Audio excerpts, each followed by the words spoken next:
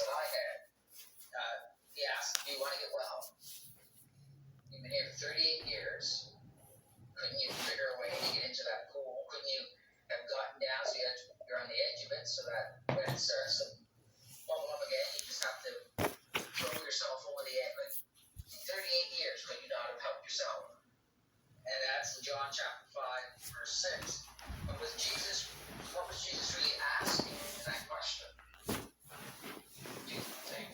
You know, when I saw that on the video, it stunned me because I never ever read that story or considered that story that way.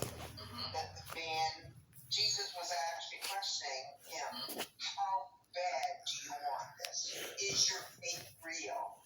Are you going to step out in faith? Are you going to help yourself by trusting? I've never ever considered it that way before. I kind of went, whoa, wow, that sounds cruel. It does. It's a weird question. Why would Jesus ask that? Because we think, well, of course he wants to be. What's the question? Of course he wants to get well. Yeah. But it's just the way that he asks that. And how does Jesus respond? What does he do in that particular situation? He doesn't pick him up and put him in the water. No, he commands him to stand up, take his mat, and walk. Yeah. He just made it like the man had to tangibly act on his faith. Right. And so what do you find out? He even said there's 3 different positions here that I want to bring out. Get up, get rid of the mat, and whatever. So whatever it is, whether it's standing up, whether it's stopping drinking, you've got to do something about it. You've got to leave the past behind you and act and go forward. I love that. I thought that was a brilliant analogy. And it's talking directly to our theme for tonight. That man had been stuck for 38 years. And the only way he could have seen to get healed is that he had to get in the water when it was stirred up. He had to be the first one in. And Jesus is saying to him, well, that might work for some people in the past, but that's not Selena in New York City. Your sincere faith. And I'm telling you, get up, pick up your mat, and walk. The man might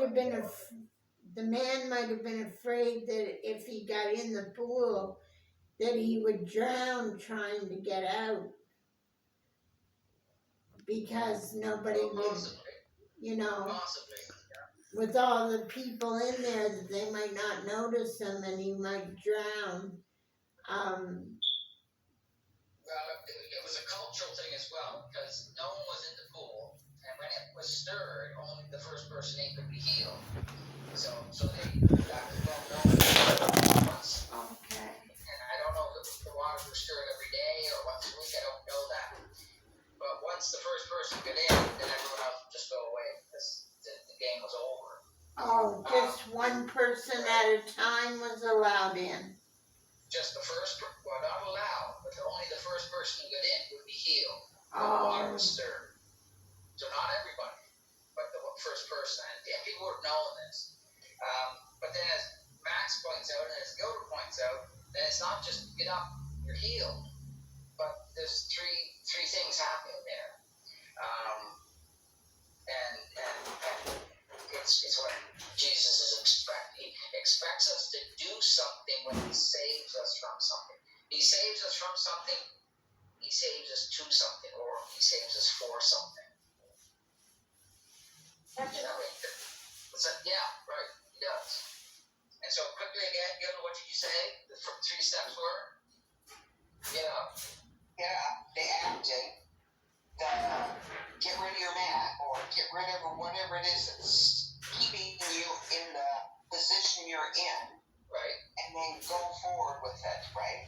Act on whatever I've done.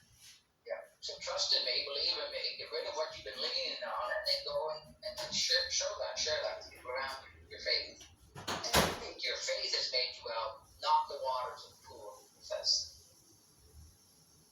And it's interesting, in the miracles that Jesus performed, he answered prayer always as he used things that people could relate to. Everyone from miles around would have known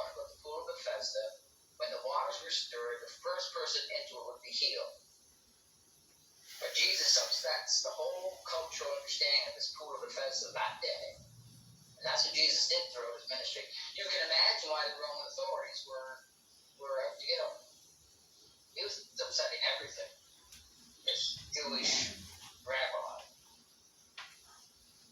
He was a rebel day. He was what? I said he was a rebel of his day. He was a rebel of his day. Yeah. And so the world that he came into, and in some ways like ours, stuck. The man was stuck. And there was only one way to get healed, and that was what Jesus shook all that up and said, it's not about the water, but it's about your faith. When he healed the blind person by spitting into the dirt and making a paste and covering his eyes, that wasn't the miracle. The miracle was that when he questioned the man, and the man demonstrated his faith in Jesus, that's what healed him that day. Yeah. In the wedding of Cana, turning water to wine. He just didn't turn it into just wine. He turned it in, I think the Bible says, choicest wine that mesmerized the guests of the wedding.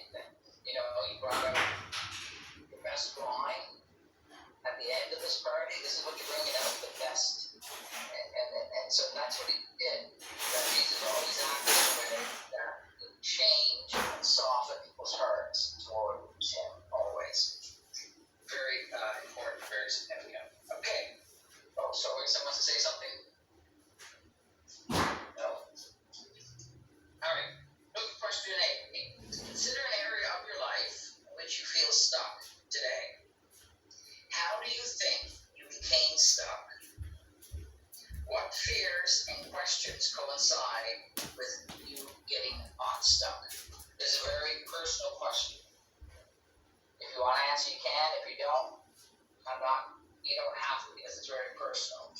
But look at your life, and if you are stuck, how might you get unstuck? How might you go about doing that?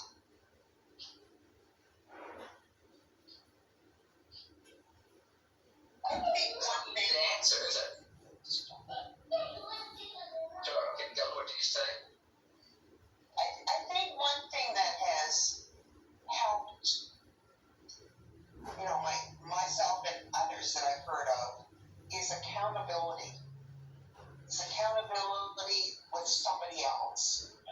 It's a check-in time with somebody that you can get encouragement from, that you can share frustrations or, your anxieties about what it is you're trying to overcome. That accountability can be a loving friend who understands, who isn't going to judge you or question you or say, what in the world, just slid back. What were you thinking? They're not going to beat you up, but the accountability is good. Okay, yeah. Anyone else? So last week we looked at God is with us in the ordinary, everyday situations of life.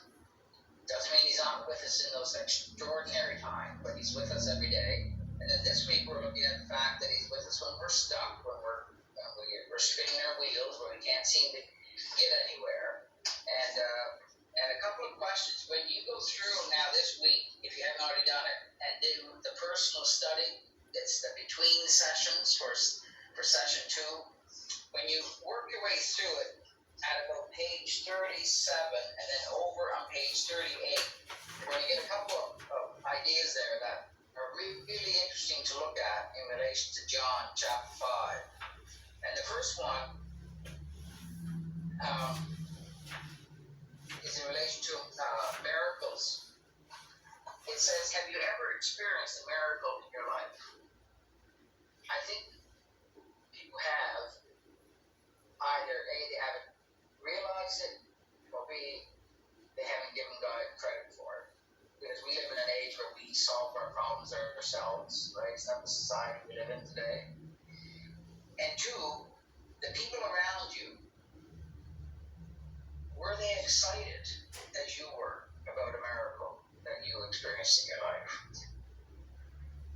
And I point that out because it helps us to understand that the importance of sharing with others what God is doing in our lives, so that the people who are listening to us, hearing us, are able to then say, if they don't already know it, well, God is still working in people's lives. God's still in the business of healing. God is still in the business of coming alongside of comforting.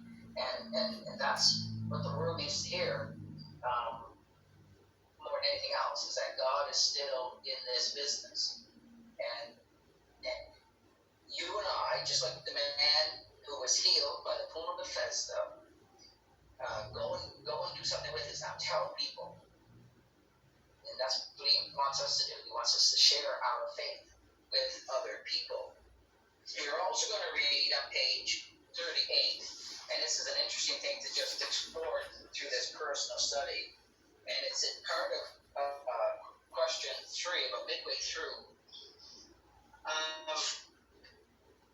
The Jews were experiencing what we all experience at times, the threat of change. Were they ever? They really were. They couldn't, Well, you couldn't put it, sorry. The Roman authorities were experiencing, they had the threat of change all around them from this one man, Jesus. And I think the church is going to go through an identity crisis in the next few months as COVID dissipates or goes away, because the church is going to have to change in order to get back on track. And we all know that we don't like change, right? Change is good. Change is always good. Change can be always good. And Change something can be bad, but purposeful change is always good. Change is good, and consistency is good. Like, even if I find, even if I don't feel like going to church, if I can get my body there and just be sitting in the congregation, that's enough sometimes for me. Because I know that when I'm in church, I'm letting other people know that I'm a Christian. Well, that, but also if you're struggling in some area, and the Lord knows that you go through the exercise of getting yourself to church, He also sees that as well. Yeah, because since we haven't had church, I was starting to think, oh, no church this Sunday, I'll just sleep in and.